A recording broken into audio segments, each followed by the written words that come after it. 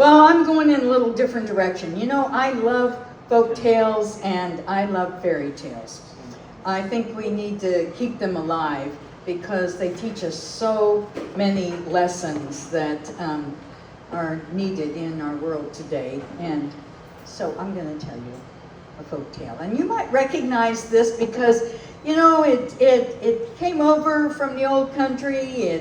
It's changed, but, you know, they even made movies out of it, and maybe you'll recognize it. Okay. It's called White Bear Whittington. Now, there was this man, he had 3 daughters. Now, his wife had died, and so the daughters took real good care of him. They would keep house and feed him and make sure he was healthy and everything. And so one day he decided to reward them. He was going into the market and he was going to sell some eggs and buy some food and so forth. And he said, "What can I bring you back?" Well, the first daughter said, "Oh, Daddy, you know what I want? I want a silk dress, the color of the birds of the sky. That's what I want." And the second daughter said, "Oh, I would like a silk dress too. I want mine the color of the rainbow." And he said, "Well, you know, if I can find it, it'll be yours, both of you." Now, the third daughter, she was the youngest, and she was sitting there contemplating, and he said, "What do you want?" And she said, "I would like a basket of white roses. That's what I would like, Daddy." He said, "Well, if I can find them, you'll have them." So off he went, and he did all his marketing, and he found those dresses, but he didn't find any roses. He was on his way home, and, well, there was a white rose bush by the side of the road he hadn't noticed before. So he got off his horse, and he started breaking off roses, but after he broke the first bunch off, he heard this voice that said, "You break them, and I'll break you." He looked around, there was nobody around. He couldn't figure out who that was. So he thought, well, nobody's here. He broke off some more. And there it was even louder. "You break them and I'll break you." Well, he looked around again. There was nobody there. He thought, am I dreaming or what is going on? So he went to break the rest of the roses because you know the prettiest ones were still left on the bush. So he started and that voice said, "My pay is whatever greets you at the gate when you go home. You can take all the roses you want." Well, he still didn't see anybody. He thought it was just a hoax, so he broke off the rest of the roses, put them in a basket, and headed home. He knew the only thing that met him at the gate was his old dog, and it was so old, he figured if somebody took that old dog, that was okay with him. But when he got home, he didn't see that dog coming. But his daughter saw those white roses, and she came running out of the house to the gate, and he was like, go back, go back. But no, she came right up to the horse, grabbed those white roses, and ran back into the house. He put away that horse, and he went in and he sat down, and he just sat. And he was the saddest looking man you ever saw. Now the girls, they came around, they fed, they prepared food for him, they didn't know what was wrong. They said, "Are you tired? What's going on, Daddy?" He wouldn't say a word. And finally he said, "Well, I did something terrible, really terrible." And about that time, they heard this voice from outside. "I come for my pay." Well, they looked out and there was this white bear standing by the gate. He said, "Oh," and he told them all about what was going to happen. And the girls said, "Oh, Daddy, he didn't know what met you at the gate. We'll just send the old dog out." Well, they sent the dog out, and that dog came tearing back in, tail between his legs, shot right under the bed and didn't come out all night long. The girls said, the 2 older girls said, "We're not afraid of anything." So they went out. Well, they came back in scared to death. So the youngest said, "It's up to me, Daddy." She packed her little case and off she went. She hugged and kissed, and there were a lot of tears. And she climbed up on that old bear's back, a white bear. She was crying so hard that her eyes bled 3 tears onto his back. And off they went over the mountain. Gone. He took her to a house. Oh, it was a beautiful house. He took her in and said, all of this is yours. Well, she didn't want it.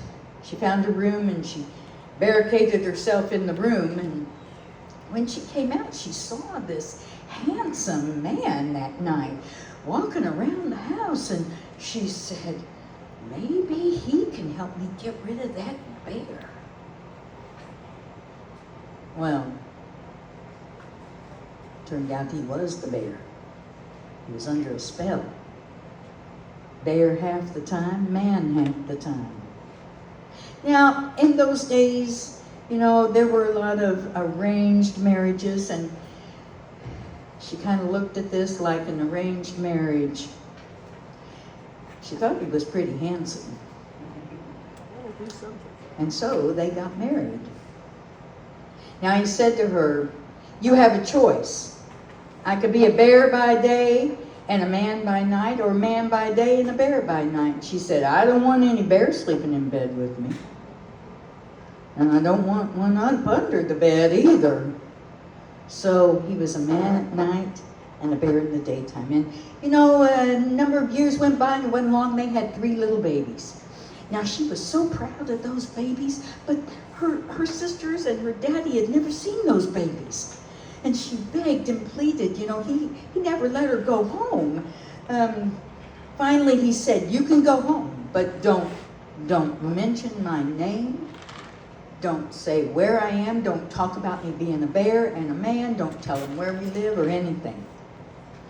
But she was just so thrilled that she could take her babies home and show them off. So off she went with her babies in a cart, with a little horse, and off they went. And boy, when they pulled up to that gate, that family was so thrilled. They ran out and they grabbed those babies, and they just were having a great time. But their sisters gathered her and said, okay, tell us about this husband of yours.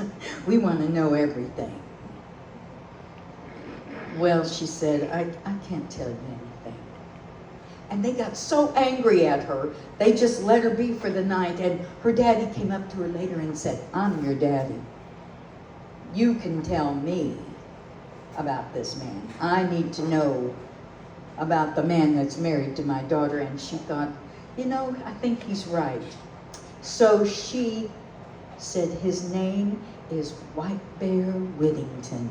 And as soon as those words were out of her mouth, she was looking out the window and she saw that bear go over the mountain, and he was gone. He was gone. This was the result of her disobedience. She said, take care of my babies. I'm going after him. And off she went. And she traveled day and night searching for him, but she never got a glimpse of him. She went to house and house, and people would say, oh yeah, there was this handsome man that spent the night here. He was a good man, but he went on. And she said, oh dear. Finally, she came to a house. There was an old lady who lived in that house. Oh, so old you'd think she might be 100 years old, but she looked really wise. She said, girl, you are in trouble. You are in a lot of trouble. I can see it. She said, but I can see you need rest too. So if you stay here and help me for 3 days, I will help you. So for 3 days, she carded wool, she spun thread, and she wove cloth. And at the end of each day, that old woman gave her a nut. A nut. The first day she got a chink pin, a gold chink pin. And it was so pretty. She said, when you're in trouble, open this. And then the second day, she got a gold hickory nut. And the third day was a gold walnut. So she put them in her apron pocket, and off she went. And she traveled She traveled day after day. You know, she'd been traveling for 7 years looking for this man. And finally, she came to a river. And it looked like a place where women would go down and do their washing. But there was a line of women so long. She thought, what in the world is going on at this river? And when she got up close, she saw there was her husband, shirtless. And there was some sort of contest. The woman who could scrub out those 3 spots of blood on that white shirt could marry him. Well, she walked right up to him, said, I'm your wife. He didn't remember her at all, had no memory of her, and he said, get the back of the line. And she did. And you know, when it came her turn, she picked up that shirt, put a little soap on it. The blood was gone.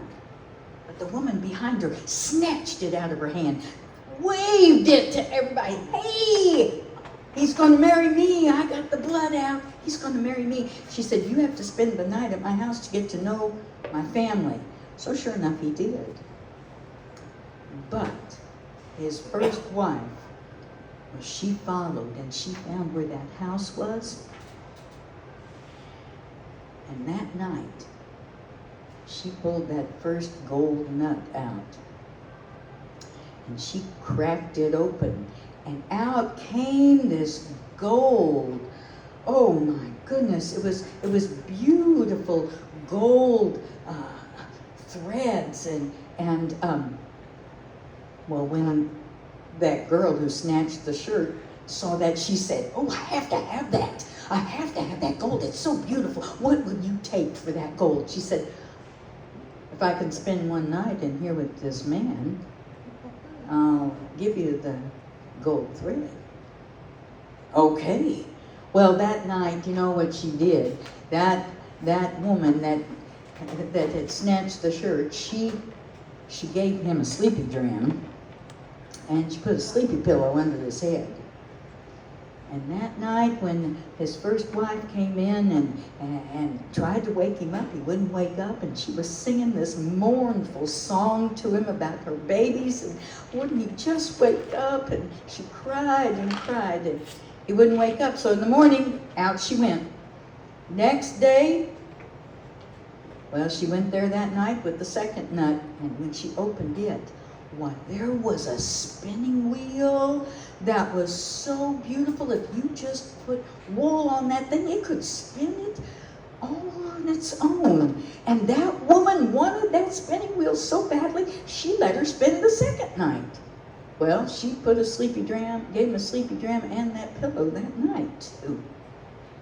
And of course, that woman cried and sang these mournful songs, and he never woke up. Next morning, she was out. Well, the third night, yeah, she was ready. But that day,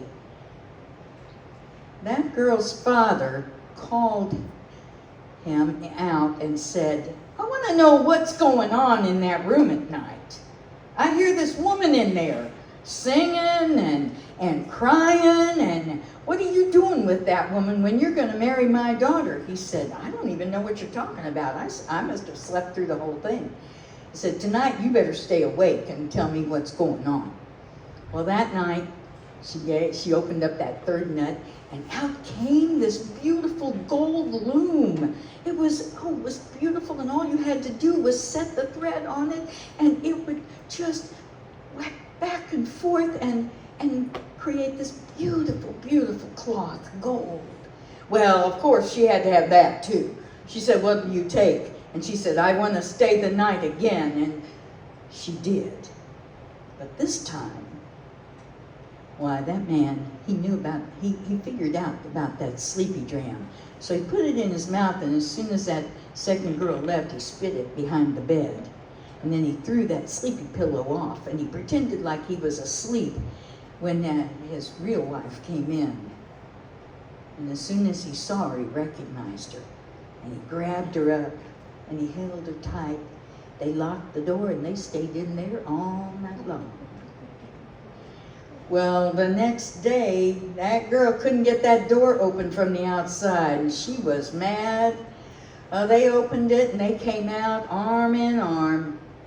Now, her daddy said, so, what's the deal? You're supposed to marry my daughter. And he said, well, let me ask you a question. If you had a lock, and you had a key that fit perfectly, and you lost the key, and you had another key made, but it didn't fit quite as well as that first key, but then you found the first key, what would you do?